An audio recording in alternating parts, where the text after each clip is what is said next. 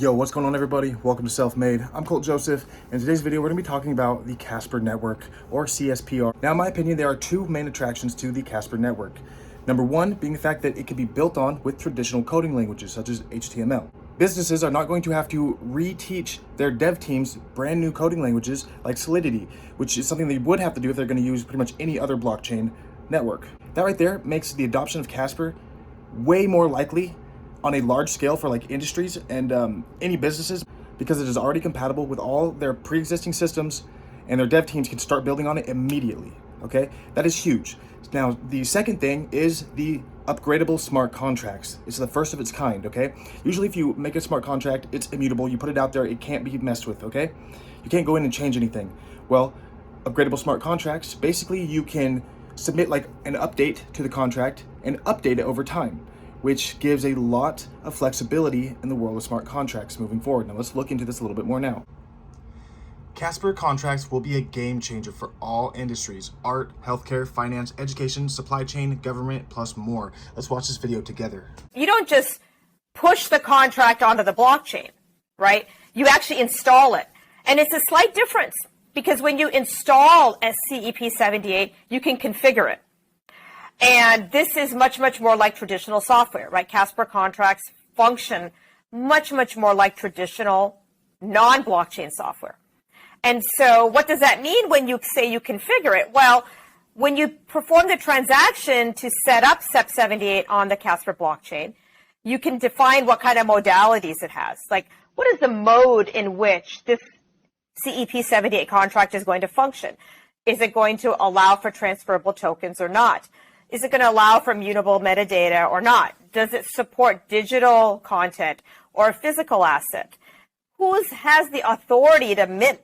Is it centrally controlled or is it decentralized? Meaning, can anyone mint? The beautiful thing about this is it's all no code, right? You don't need to write Rust code to configure your contract. You can just specify it at the command line.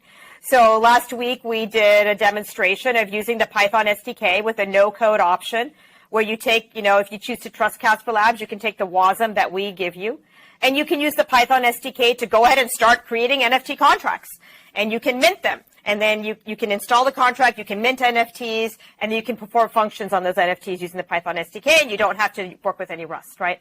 And so this is the pattern we're going to follow with all of our future contracts. We're going to do the same thing for fungible tokens. We're going to do the same thing for DAOs. So if you want to build the DAO, you don't have to understand all of the intricacies of the DAO. You can just configure your DAO and deploy it to Casper, and now you've got a functioning DAO contract on Casper. And this is unique to Casper contracts. And as we upgrade these contracts, you can upgrade your contracts, and we'll provide the upgrade capability, the upgrade WASM, to allow you to upgrade your contracts from version 1.0 to 1.1, right? So these are the benefits of working with SCEP 78, and you won't get this on Ethereum, right? You have like 20,000 blockchains out there. What is your differentiation point? So if you are nerd, that could be interesting for you, that our smart contracts are immutable, but they could be upgraded. So just imagine that you are creating your DeFi application and somebody found out that it's buggy. So you need to fix this bug. In Ethereum world, what you need to do, you need to fix the bug, audit that, and then you need to redeploy the smart contracts.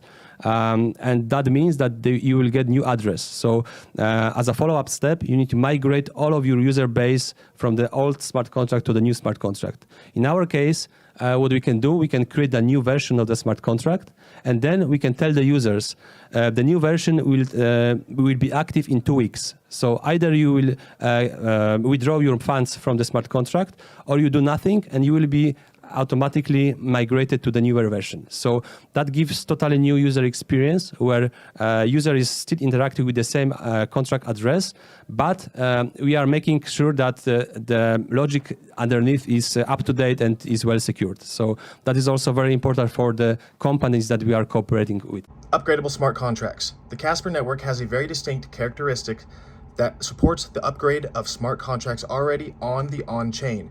In fact, the smart contract rate on Casper is less costly and less complex than with other platforms. Besides this, during upgrades, the Casper system checks for vulnerabilities too. With this, smart contracts cannot be edited by anyone, not even by the original developers once deployed. With upgradability, businesses can now offer resilient and adaptable blockchain products and services. So there you go. That kind of explains a little bit about upgradable contracts. And those are going to be super important moving forward into the fourth industrial revolution, into the modern world, where institutions and businesses are going to be adopting blockchain technology on a massive scale, okay? The fourth industrial revolution is here, everybody. And this is your chance to be a part of it before all the prices of all of these cryptos skyrocket. Now, not all cryptos are going to do that, though. Only the ones with actual use case, only the ones with actual product market fit and clear, useful utility.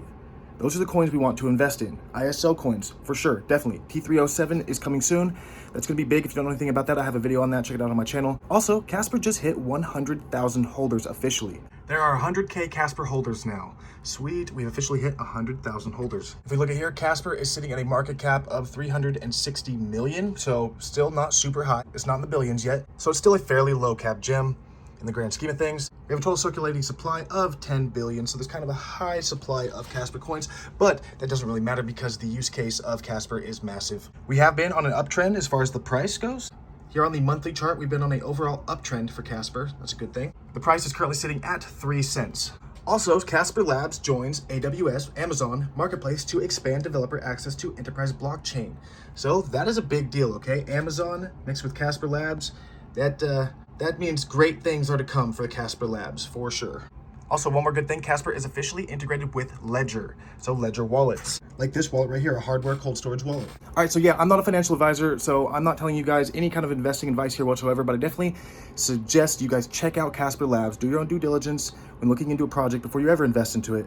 But I think it's definitely a project worth checking out.